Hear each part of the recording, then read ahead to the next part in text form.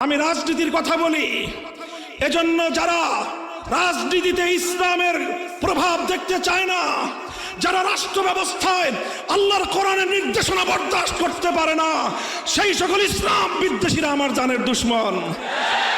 হুজুররা বলবে আখিরাতের কথা, হুজুররা বলবে নামাজ রোজার কথা, পর্দা পুশিদার কথা, হুজুররা বলবে দান সৎকার কথা, আর হুজুররা পড়বে মিলাদ শরীফ, হুজুররা পড়বে খতম শরীফ, হুজুররা এই সমস্ত নিয়ে থাকবে।